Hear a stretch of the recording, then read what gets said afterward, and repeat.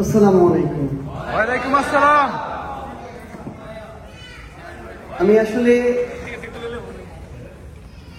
এই মঞ্চে এসে কথা বলার আগ্রহটা সামলাতে পারলাম না, কারণ পুরো জুলাই অভ্যুত্থান থেকে শুরু করে রাজপথের অনেক লড়াইয়ে আমাদের মাথায় সার্বভৌমত্বের পতাকা বেঁধে রেখে আমরা লড়াইটা করেছি, কিন্তু এই সার্বভৌম পতাকায় মোড়ানো কোনো ডায়াসের সামনে দাঁড়িয়ে কখনো কথা বলার সুযোগ হয়নি। তাই আমি এই আমার জায়গা থেকে এতটুকু আত্মতৃপ্তি দেওয়ার জন্য এখানে আসলাম। আরো বেশ কিছু বিষয়, যে বিষয়গুলো আমাকে অনেক বেশি অনুপ্রাণিত করছে। আজকে আমরা এখানে বসেছিলাম সামনের সারিতে, আমাদের দুই পাশে আমাদের অগ্রজ বৃন্দ। আমার যখন একটু আগে পরিচয় করিয়ে দেওয়া হলো, শুধু আমার সামনের সারিতে কাঁধে কাঁধ রেখে আমার অগ্রজরা নেই, তার চেয়ে বেশি শক্তি নিয়ে, তার চেয়ে বেশি সংখ্যার পিছন থেকে আমাদের প্রোটেক্ট করার জন্য আরো অনেক অগ্রজ অপেক্ষা করছে। তো এই যে সামনে থেকে কাঁধে কাঁধ রাখা এবং পিছন থেকে আগলে রাখা, এভাবে যদি আগামী বাংলাদেশে আমাদের অগ্রজরা, আমাদের মায়েরা বোনেরা এই গরুর প্রজন্মকে আগলে রাখে, তাহলে হাসিনা তো নয়, তার এরকম চোর বাটপার কিছু দোষর তো নয়, আগামী বাংলাদেশে কারো সাধ্য নেই বাংলাদেশের অগ্রগতিকে ঠেকিয়ে রাখা। আমি আপনাদেরকে অন্তঃস্থল থেকে কৃতজ্ঞতা জানাতে চাই। আজকের এই মঞ্চ, এই অডিটোরিয়াম, একটা মুহূর্তের জন্য আমার মনে হয়নি যে আমি বাংলাদেশের বাইরে আছি। জাপানের মতো দেশে প্রশান্ত মহাসাগরের ঢেউয়ে বেষ্টিত একটা আইল্যান্ড, সেই দেশে এরকম একটা প্রভিন্সে বলতে পারি আমি এরকম শত শত আমার বাংলাদেশি ভাই বোনের সামনে কথা বলছি, এর চেয়ে গর্বের আর কিছু হতে পারে না। ধন্যবাদ ভাই।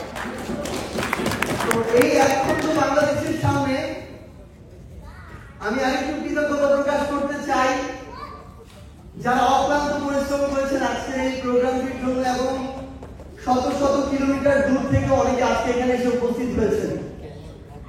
ইনশাআল্লাহ আমরা একসাথে আমাদের কাঙ্ক্ষিত বাংলাদেশকে আমাদের সাধ্যের সবটুকু দিয়ে গড়ার জন্য যে কাজগুলো করা দরকার আমরা সেগুলো করব।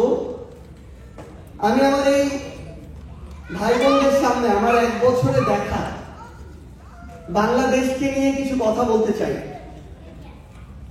জুলাই 24-এর আগে বাংলাদেশকে আমরা যেভাবে দেখেছি, অগস্ট 5-এর পরে বাংলাদেশকে আমরা সেভাবে দেখিনি। সৌভাগ্যক্রমে সৃষ্টিকর্তার ইচ্ছায় খুব কাছে থেকে বাংলাদেশ নামক রাষ্ট্রটা কিভাবে পরিচালিত হয় সেটা দেখার একটা সৌভাগ্য হয়েছিল। আমাদের কাছে মনে হয়েছে এখানে অধিকাংশ রাজনীতিবিদ বা বিভিন্ন গুরুত্বপূর্ণ স্টেক যারা রয়েছে, এই অধিকাংশ মানুষজন আমাদের সামনে অভিনয় করে এবং তারা যতটুকু দেখাতে চায় ততটুকু দেখায়, যেভাবে দেখাতে চায় সেভাবে দেখায়, এবং যে ক্যারেক্টারগুলো আমাদের সামনে অভিনয়টা করে আমরা তাদেরকে সকল ধরনের ভালো খারাপের জন্য দায়ী মনে করি। কিন্তু পর্দার পিছনের যে ডিরেক্টর, প্রযোজক, চিত্রনাট্য নির্মাতা, স্ক্রিপ্ট রাইটার, তারা আমাদের সবসময় চোখের আড়ালেই থেকে যায়। এবং দেখবেন বিগত 16 বছরে তাদের নাম আমি আপনি জানি না, তাদের বাড়িঘর কোনোটাই বাংলাদেশে না, জন্মসূত্র হয়তো বাংলাদেশে ছিল এক সময়, এখন তার সাম্রাজ্য কানাডা, ইউএসএ, অস্ট্রেলিয়া, ইউরোপ থেকে শুরু করে পৃথিবীর যত বিলাসবহুল দেশ আছে সেসব জায়গায়। এবং এই স্ক্রিপ্ট রাইটার যারা আছে, ডিরেক্টর যারা আছে, তাদের একটা এম্পায়ার আছে। এই এম্পায়ারের বিভিন্ন ক্যারেক্টার আছে। এই ক্যারেক্টারগুলো প্রত্যেকটা গুরুত্বপূর্ণ ক্ষেত্রে আছে। বাংলাদেশের রাষ্ট্র পরিচালনা, রাজনীতিতে আছে, আপনি যদি দেখেন আমলাতন্ত্রে আছে, প্রশাসনে আছে, মিডিয়াতে আছে, ব্যবসাতে আছে, এবং সাধারণ জনগণের ভান ধরে অনেকে আছে, এজেন্সির ভান ধরে অনেকে আছে, বৈদেশিক বন্ধুর ভান ধরে অনেকে আছে। এই অল্প সময়ে সরাসরি দেখার সুযোগ হয়নি, কিন্তু মাঝে মাঝে কাছাকাছি ওই যে আগুনে পড়িনি কিন্তু আগুনের তাপ পেয়েছে, সেই জায়গা থেকে আমার মনে হয়েছে যে এই বিষয়গুলো পুরো বাংলাদেশের সামনে আমার যে ভাইরা লড়াই করেছে তাদের সামনে তুলে ধরা দরকার। প্রত্যেকটা জায়গায় এই একটা অসাধু চক্র আছে। আমরা অসাধু চক্র বলতে কাউরান বাজারের কিছু ব্যবসায়ীকে বুঝি, কাঁচা বাজারের কিছু ব্যবসায়ীকে বুঝি, দ্রব্যমূল্যের দামের ঊর্ধ্বগতির সাথে সম্পর্কিত কিছু ব্যবসায়ীকে বুঝি। কিন্তু এর চেয়েও বড় এত বড় বড় অসাধু চক্র আছে যেগুলোর নামও আমরা কখনো শুনিনি, চেহারাও কখনো দেখিনি, কিন্তু প্রত্যেকটা পার্সেন্টেজ তাদের ঘরে পৌঁছে যায়। এই পার্সেন্টেজ 2-5% মধ্যে সীমাবদ্ধ না।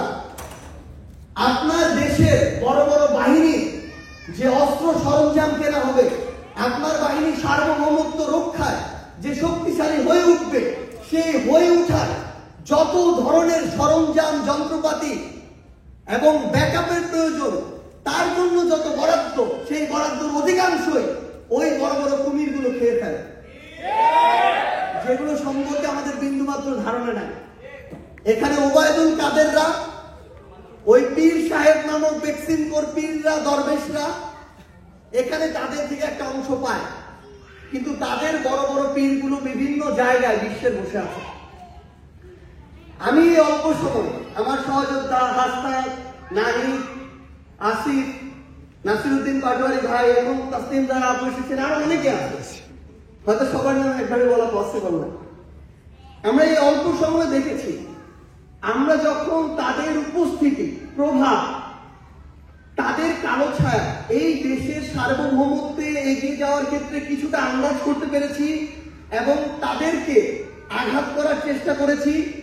তারা তাদের পুরো সার্কেলটাকে একসাথে নিয়ে আমাদেরকে যেভাবে আঘাত করে, প্রশ্নবিদ্ধ করে, প্রোপাগান্ডা ছড়িয়ে ছিন্ন বিচ্ছিন্ন করে দেওয়া যায়, যেভাবে আপনাদের কাছে আমাদের গ্রহণযোগ্যতাকে নষ্ট করে দেওয়া যায়, সেই সকল প্রক্রিয়ার জন্য তারা শত শত কোটি টাকা ব্যয় করেছে এবং এখনো করছে। কারণ তাদেরকে প্রশ্ন করার সাহস এতদিন কেউ করেনি। আপনি প্রশ্ন করা শুরু করেছেন যেদিন তার কোমর ভেঙে দেওয়ার সামর্থ্য আপনার হবে, সেদিন যে আপনি সেটা ভেঙে দিবেন এটা তারা জানে। এই জায়গা থেকে তারা প্রতিনিয়ত প্রত্যেকটা জায়গায়, এই মানুষগুলো সংখ্যা বেশি না, আমি স্পষ্টভাবে এটা বিশ্বাস করি, বাংলাদেশের গুরুত্বপূর্ণ এই যে স্টেটগুলো রয়েছে, এখানে খারাপ মানুষের সংখ্যা 50% বা তার বেশি এরকম না। এই সংখ্যাটা হতে পারে 10%, 20%, 30%, বাট অর্ধেকের বেশি কোনোদিনও না, অর্ধেকের কম।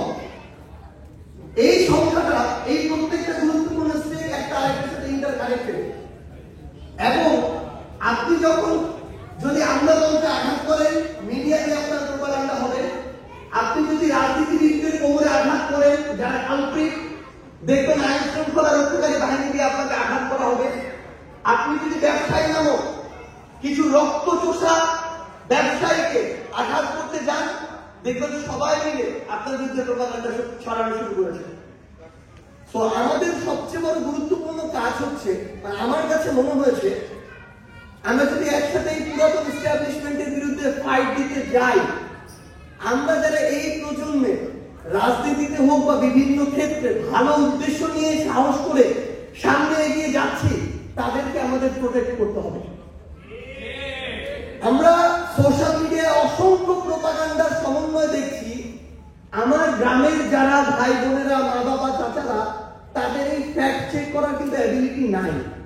না থাকার কারণে তারা তাদের জায়গা থেকে অনেকে এগুলো বিশ্বাস করে ফেলছে।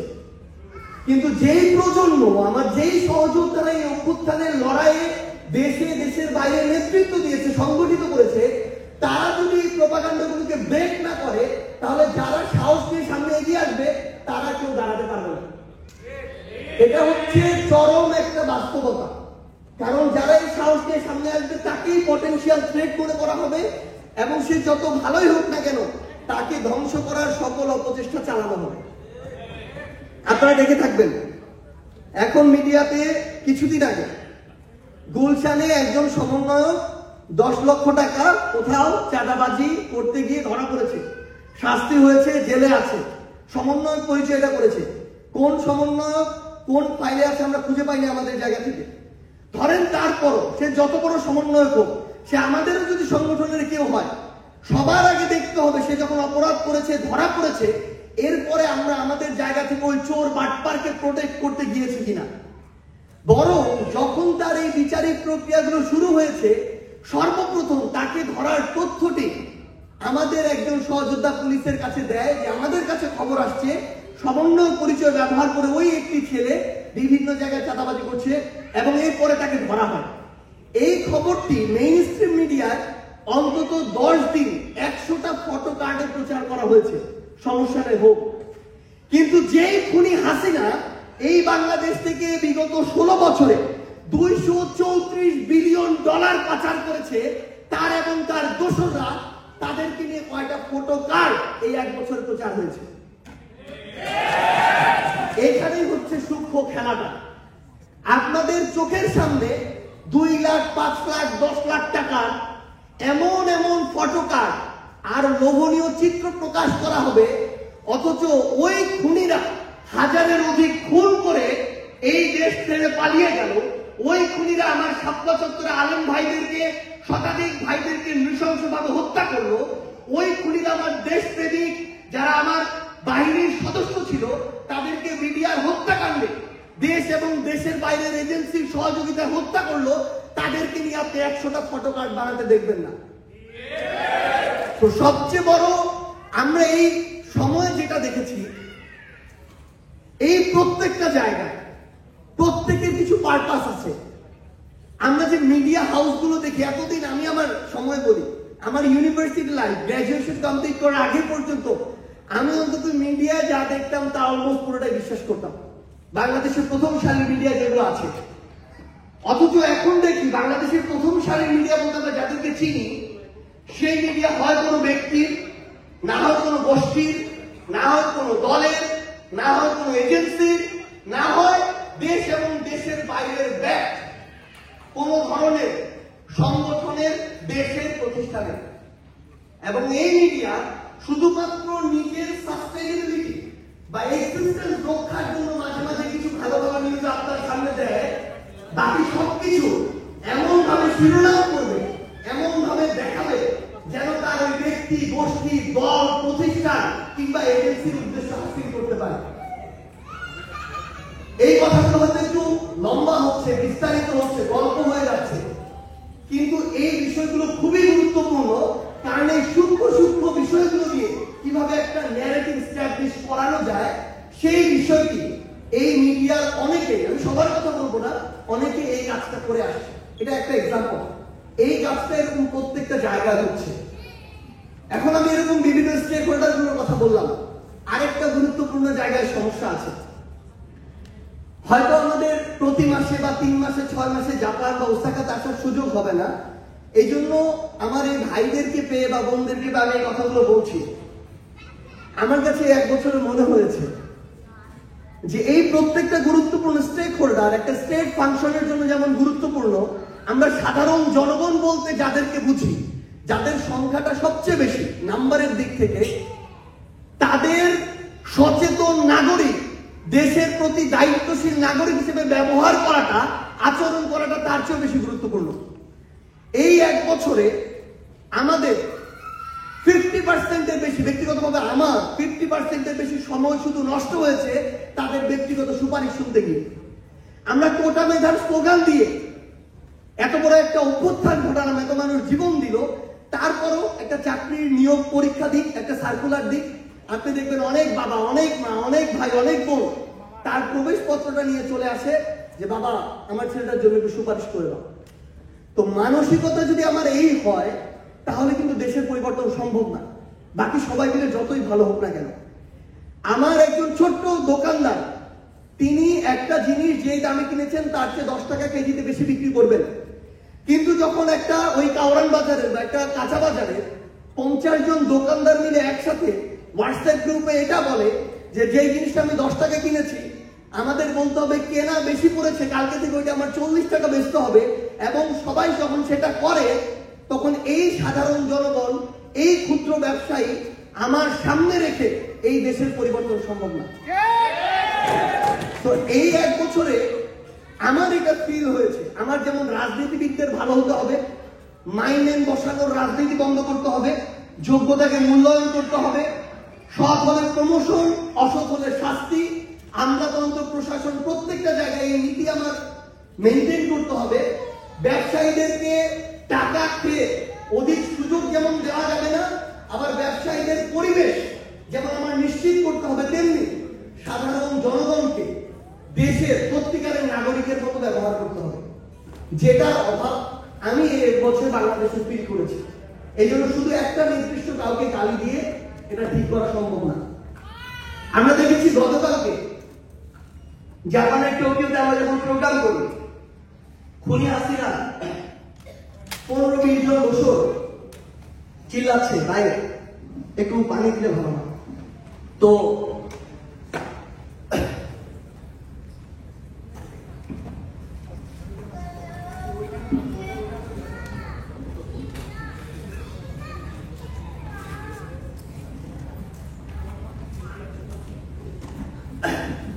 সরি, কথাগুলোর সাথে শুধু কথা বলা না, আবেগ জড়িত অনেক।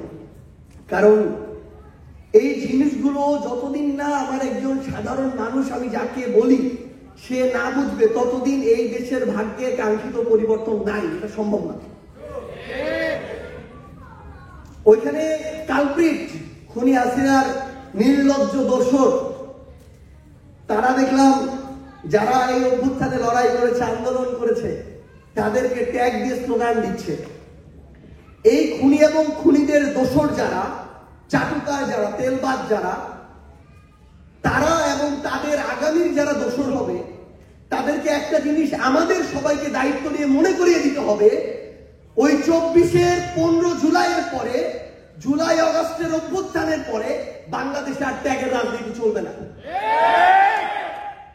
তার প্রিয় জননী, তাদের প্রিয় জননী যখন বাংলাদেশের মানুষকে এই ট্যাগ দেওয়ার চেষ্টা করেছে, তার পতন কিভাবে হয়েছে, ওই একটা দৃশ্যই তাদের শিক্ষার জন্য যথেষ্ট হওয়া উচিত। কিন্তু আমাদেরও কিছু দায়িত্ব আছে। আমরা স্পষ্ট করে আমাদের জায়গা থেকে স্বীকার করি, বারবার বলি, এই অভ্যুত্থান কোনো একক অংশের না। ফ্যাসিস্ট বিরোধী লড়াইয়ের বাংলাদেশের সকল দলের, মতের, ধর্মের, বর্ণের, বয়সে মানুষের অংশগ্রহণের কারণে এই অভ্যুত্থান সফল হয়েছে। আমার প্রবাসী সহযোদ্ধারা যদি রেমিটেন্স শাটডাউন না করত, ওই শেখ হাসিনার যে অর্থনীতির চাকা, সেটা যদি বন্ধ না হতো, এই অভ্যুত্থান কতটা সফল হতো সেটা নিয়ে প্রশ্ন থেকে যায়।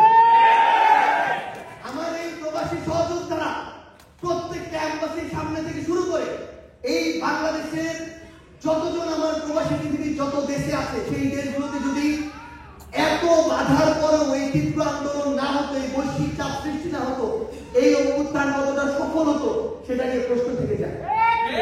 ঢাকা বিশ্ববিদ্যালয়ে 15 জুলাই অভ্যুত্থানের প্রথম ধাপ সম্পন্ন হয়েছে, কিন্তু এরপরে আমার প্রাইভেট বিশ্ববিদ্যালয়ের সহযোদ্ধারা, আমার মাদ্রাসার ভাইরা, আমার স্কুল কলেজের ভাই বোনেরা, আমার শ্রমিকেরা, কৃষকেরা যদি রাস্তায় নেমে না আসতো, ওই 18 জুলাইয়ের পরে এই অভ্যুত্থান 5 আগস্টে যেত কিনা সেটা নিয়েও সন্দেহ থেকে যায়। তো আমরা এটা বিশ্বাস করি মনে প্রাণে, এই অভ্যুত্থানে আমার যে মায়েটা সামান্য একটু খিচুড়ি বানিয়ে এনে ওই রাস্তায় তার 2 জন সন্তানের মুখে 2 লোকমা খিচুড়ি তুলে দিয়েছে, ওই মায়ের অবদানও এই অভ্যুত্থানে অনেক বেশি গুরুত্বপূর্ণ। এবং আমরা দয়া করে যেন এই অভ্যুত্থানের ক্রেডিট বাজিতে কেউ না যায়। আমাদের কথায় অনাকাঙ্ক্ষিত ভাবে যদি কখনো ভুলও হয়ে থাকে, আপনারা দয়া করে আমাদেরকে সংশোধন করবেন। কিন্তু এই ভুলগুলো নিয়ে আমরা যদি নিজেদের মধ্যে কোনো না কোনো ভাবে লড়াইয়ে জড়িয়ে যাই, আমাদের সামনের এগিয়ে যাওয়ার পথ সেখানেই রুদ্ধ হয়ে যাবে। এবং ওই যে দোসররা সুযোগ পেলে এখন উকি মারে, তারা এগুলো দেখে মজা নেয়। আমি আপনাদেরকে অনুরোধ করব, বাংলাদেশের সিস্টেম সংস্কার, আমাদের প্রবাসী ভাইদের সমস্যা, আপনাদের বাংলাদেশ থেকে জাপানের যে সরাসরি ফ্লাইট সেটা বন্ধ হওয়া, আমার ভাইদের সকল প্রবাসী ভাইদের ওই এয়ারপোর্টে গিয়ে হেনস্থা হওয়া, এই প্রত্যেকটা সিস্টেম একটা আরেকটার সাথে, এই প্রত্যেকটা ক্ষমতার অপব্যবহার একটা আরেকটার সাথে সম্পর্কিত। আমরা শুধু একটাকে সংস্কার করতে চাইলে এটা সাস্টেনেবল হবে না, এটা হবে না, সম্ভব না। আপনি দেখবেন বাংলাদেশে যখন গিয়েছিলেন, আপনাদের আত্মীয় স্বজনরা ভালো বলতে পারবে, আপনি 3 দিন আগেও যে কোনো একটা রুটে ট্রেনের টিকিট খুঁজবেন, জীবনও পাবেন না, অনলাইনে অফলাইনে কেউ পাবেন না। কিন্তু এই বাংলাদেশ রেলওয়েকে প্রতি বছর কোটি কোটি টাকা লোকসান গুনতে হয়। কিছুদিন আগে আপনারা যখন মাননীয় প্রধান উপদেষ্টাকে দাবি জানালেন আপনাদের এই ফ্লাইট আবার চালু করার, সেখান থেকে নাকি তথ্য দেওয়া হয়েছে যে এই যে বিমান সরাসরি বাংলাদেশ থেকে জাপান, এখানে নাকি প্রতি মাসে তাদের কোটি টাকা লোকসান হচ্ছে। অথচ আপনারা এটার সাক্ষী যে আপনারা যদি একদিন আগেও টিকিট খুঁজতে যেতেন, আপনাদের টিকিট পাওয়া হতো না। তাহলে এই লোকসানটা কার হয়, কোথায় হয়, কার ওই পেটে লাভের টান পড়েছে? আমাদের ওই সিস্টেমের গোড়ায় হাত দিতে হবে। আপনারা দেখে থাকবেন, আমি অ্যাজাম্পশন করে এটা বলছি, হয়তোবা এই সরাসরি ফ্লাইটের ফলে সাধারণ আমাদের যারা প্রবাসী ভাই তারা উপকৃত হতো, কিন্তু ওই রকম দেশ এবং দেশের বাইরে বসে থাকা অদৃশ্য কিছু ফেরাউন আছে, কিছু নমরুদ আছে, যাদেরকে আমরা দেখিও না, চিনিও না, তাদের ব্যবসা, তাদের মুনাফার এখানে ঘাটতি পড়ছিল। তারা যদি একটা ট্রানজিট করে আনতে পারে, তারা যদি আপনার সময় নষ্ট করে তার কিছু ফায়দা লুটতে পারে, তার প্রতি মাসে কোটি কোটি টাকা মুনাফা হবে। সো আমাদের ওই গোড়াগুলোকে ধরতে হবে। এই 1 বছরে আমার মনে হয়েছে আমরা খুব দ্রুত রেজাল্ট চাই এবং আমরা শুধুমাত্র গাছের আগায় পানি দিতে চাই, কিন্তু আমাদের যদি গাছের গোড়া কাটা থাকে, আগায় পানি দেয়, ওই গাছের ফলন হবে না। আমাদের গোড়াগুলোকে ধরতে হবে। আমি আমাদের আইসিটি ইন্টারন্যাশনাল যে ক্রাইম ট্রাইব্যুনাল, যেখানে বিচার হচ্ছে খুনি হাসিনা থেকে শুরু করে বাকিদের, সেখানে আমরা বারবার যাই, জিজ্ঞাসা করি, কারণ আপনারা তো আমাদের প্রশ্ন করেন, আমার তো তার কাছে জানতে হবে। তিনি শুধু একটা জিনিস বলেছেন যে এই বাংলাদেশে এই ক্রাইম ট্রাইব্যুনালে খুনি হাসিনার বিচার এমন স্ট্যান্ডার্ডে হবে, পৃথিবীর সকল স্ট্যান্ডার্ড, সকল আইন যেটাকে স্ট্যান্ডার্ড হিসেবে মেনে নিবে। তো আমরা লোক দেখানোর জন্য খুনি হাসিনা 16 বছরে যেমন করে বাংলাদেশের অনেক আলেম ওলামা থেকে শুরু করে রাজনীতিবিদকে শুধুমাত্র নিজের মনের খায়েশ আর প্রতিহিংসা পূরণের জন্য লোক দেখানো, বিচার বহির্ভূত হত্যাকাণ্ড করে ফাঁসিতে ঝুলিয়েছে, এই আইসিটি, এই ক্রাইম ট্রাইব্যুনাল সেভাবে আপনার আমার মনের খায়েশ পূরণের জন্য শুধু খুনি হাসিনার বিচার করতে চায় না, বরং ওই খুনি হাসিনা যে হাজার হাজার আমার ভাই বোনকে হত্যার নির্দেশ দাতা, সেটা প্রমাণ করে তার বিচারিক প্রক্রিয়া শেষ করে তাকে ফাঁসিতে ঝুলানো নিশ্চিত করতে চায়। তো আমরা যেন আমাদের জায়গা থেকে ওই সাস্টেইনেবল পরিবর্তনটার ধৈর্য ধরি, ওই অনুযায়ী প্রশ্ন করি, এবং অবশ্যই কেউ যদি এই পথ থেকে বিচ্যুত হয় তাকে সবসময় প্রশ্নবাণে জর্জরিত করি। আমি শুধু আপনাদেরকে একটা অনুরোধ করি আমার জায়গা থেকে, আমাদের এই 1 বছরে প্রত্যাশিত কাঙ্ক্ষিত সংস্কার বলি, বিচার বলি, উন্নয়ন বলি, কোনোটাই আমরা পাইনি। ইভেন যতটুকু অন্তত পাওয়া দরকার ছিল ততটুকু পাইনি। কিন্তু যখন বিভিন্ন জায়গায় যারা সরকারে নেই এরকম বিভিন্ন ক্ষেত্রে বিশেষজ্ঞ মানুষদের সাথে কথা বলার চেষ্টা করি, কারণ আমার এই প্রত্যেকটা জিনিসের উত্তর দিতে হয় শহীদ পরিবারের সামনে, আমার আহত যোদ্ধাদের সামনে, আমার সাধারণ মানুষের সামনে, আমার এনসিপির যারা সমর্থক শুভাকাঙ্ক্ষী তাদের সামনে। তো তাদের ভাষ্য হচ্ছে এই বাংলাদেশের ক্ষতটা 16 বছরের ক্ষত না, এটা 53 বছরের ক্ষত। এই ক্ষতটা পূরণ করার জন্য 1 বছর যথেষ্ট নয়, ইভেন 2, 4, 5 বছর যথেষ্ট নয়। কিন্তু এই প্রসেসটা শুরু হচ্ছে কিনা, চলছে কিনা, ডে বাই ডে এই প্রসেসটা তাদের জায়গা থেকে আরো ইনক্রিজ করছে কিনা, এটা হচ্ছে ফ্যাক্ট। আমার ওই সাইকেলটা আমার দেখতে হবে। আমি উপদেষ্টা ফাউজুল কবির, ওনাকে জিজ্ঞাসা করেছিলাম বিভিন্ন উপদেষ্টার কথা শুনে আপনি তো মিডিয়ায় কথা বলেন না, কি কিছু করতে পারলেন না, 1 বছরে মুখ দেখাবেন কিভাবে? তো তিনি শুধু একটা কথাই বলেছেন, এই একটা এক্সাম্পল দিয়ে শেষ করব। তিনি একটা কথাই বলেছেন যে এই আমার 3টা মন্ত্রণালয়ের দায়িত্ব উপদেষ্টা, আমি উপদেষ্টা হিসেবে বিগত 1 বছরে, মাত্র 1 বছরে আগের পাস হওয়া সকল বিল থেকে 45,000 কোটি টাকা বাঁচিয়েছে। মাত্র 1 বছরে 3টা মন্ত্রণালয়ের পাস হয়ে যাওয়া বিল থেকে যেটুকু বাকি ছিল, কোন একটা বিলে 10% বাকি, 20% বাকি, কারণ অধিকাংশ তো চলে গিয়েছে, ওইটুকু থেকে 45,000 কোটি টাকা বাঁচিয়েছে। এবং তার জায়গা থেকে এটা বলেছে যে হয়তো আমার মন্ত্রণালয় থেকে কয়েকশো মিলিয়ন ডলার পাচার হতো, আমি এইটুকু বলতে পারবো আমার এই 1 বছর এটুকু হয়নি। তো আমি ফয়জুল কবির দ্বারা এই দেশের লাভ কতটুকু হয়েছে এটা আমি একটু হিসাব দিব যদি ছেড়ে যাবো, কিন্তু আমি এইটুকু বলতে পারি আমার দ্বারা ক্ষতি হয়নি। তো ভাই, সংস্কার প্রক্রিয়া চোখে দেখা যাবে না, সেবাটা অনুভূত হবে ধীরে ধীরে। আমরা যেন দয়া করে কি হতাশ না হই, আপনাদের কাছে এইটুকু আহ্বান। কারণ আপনারা যদি হাল ছেড়ে দেন আমাদের ছেড়ে দিতে হবে মাঠ, কারণ আপনারা আমাদের শক্তি। আমরা চাই আপনারা আমাদেরকে সংশোধন করবেন, ভুল ধরিয়ে দিবেন, পরামর্শ দিবেন, আমরা নিজেদেরকে শুধরে নিব, শুধরে নেওয়ার মানসিকতা না থাকলে ছেড়ে দিব। কিন্তু দয়া করে আপনারা আপনাদের আশাটা ছেড়ে দিয়ে না, কারণ এই অল্প সময় মনে হচ্ছে, আমার মনে হয়েছে কাছে থেকে যে পরিবর্তনটা হচ্ছে একটু স্লোতে, কিন্তু হচ্ছে, এটা হওয়া দরকার। যেদিন আমি আপনি হাল ছেড়ে দিব, কথা বলা বন্ধ করে দিব, ওই দিন থেকে এটা হবে না, এবং এটা করার জন্য সর্বোচ্চ চেষ্টা করা হচ্ছে। আপনাদের কাছে পরিশেষে এইটুকুই অনুরোধ, সন্তান হিসেবে হোক, ভাই হিসেবে, আমি আমার জীবনে চিন্তা করি নাই যে মৃত্যুর আগে পর্যন্ত আল্লাহ আমাকে এমন একটা জায়গায় সম্মানিত করবেন, এটা চিন্তা করিনি। এবং আমি এখন এটাও বিশ্বাস করি, আগেও করতাম এখনো করি, যে আল্লাহ যদি দিতে চায় সমস্ত পৃথিবীর এই সাধনা সেটা আমার থেকে নিয়ে নেয়। আবার সমস্ত পৃথিবী যদি দিতে চায়, আল্লাহ যদি না দিতে চায়, সমস্ত পৃথিবীর এই সামর্থ্য নেই আমাকে দেওয়ার। তো নাসির ভাই বলেছে, কিছুদিন আগে হাসপাত বলেছে, অনেক প্রোপাগান্ডা হয়েছে ভাই। আমি এটা এর আগের বার আমার নিজের সাথে আমার কমিটমেন্ট, অন্য কারোর সাথে না। আমি আমার পাশে গুলি খেয়ে পড়ে থাকা আমার একজন মা আমাকে বলছে, মানে চিৎকার করে কান্না করতে করতে, যে উনার সন্তানের লাশের পাশে থাকা উনার সন্তানের গরম মস্তিষ্কটা উনি হাত দিয়ে ছুঁয়ে দেখেছেন। এর চেয়ে বিভৎস হৃদয় বিদারক ঘটনা এই পৃথিবীতে হওয়ার আর কিছু নাই। সো এই বাংলাদেশে আমরা যেটুকু পেয়েছি, আল্লাহ আমাদেরকে প্রত্যাশার চেয়ে অনেক বেশি দিয়েছেন। আমরা এখন শুধু আমাদের এই আমানতটুকু রক্ষা করতে চাই, সৌভাগ্যক্রমে পাওয়া এই আমানতটুকু আমরা রক্ষা করতে চাই।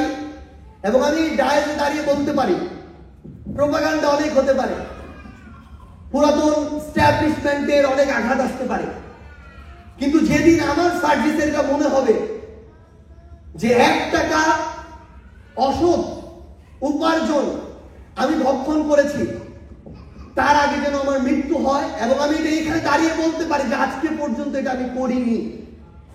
কারো যদি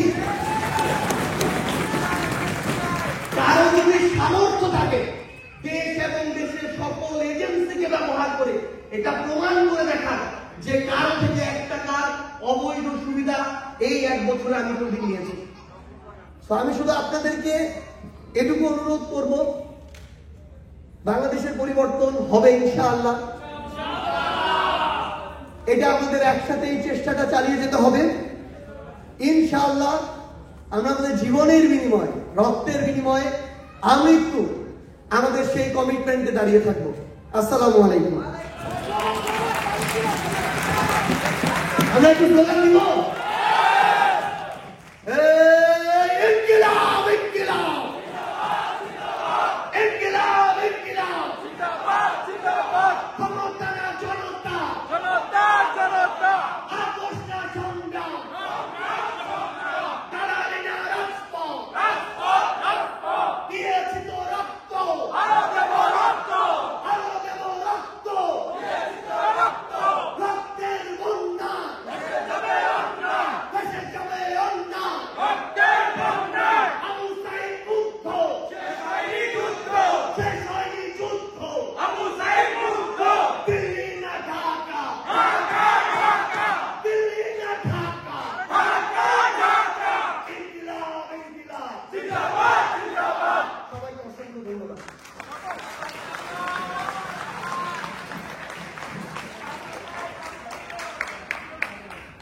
আলাইকুম।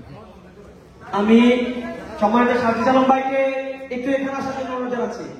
সাজিদ আলম ভাই, সাজিদ ভাইকে এখানে আসার জন্য অনুরোধ জানাচ্ছি। আমি মঞ্চে আসার জন্য অনুরোধ জানাচ্ছি এনসিপির মুখ্য সমন্বয়ক জনাব নাসিরউদ্দিন পাটোয়ারি ভাইকে এবং যুগ্ম মুখ্য সমন্বয়ক মাহবুব আলম ভাইকে। অনেক সীমাস অনুগ্রহ করবেন।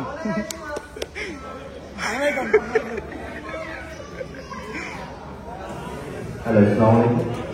সম্মানিত সুধী যারা এখানে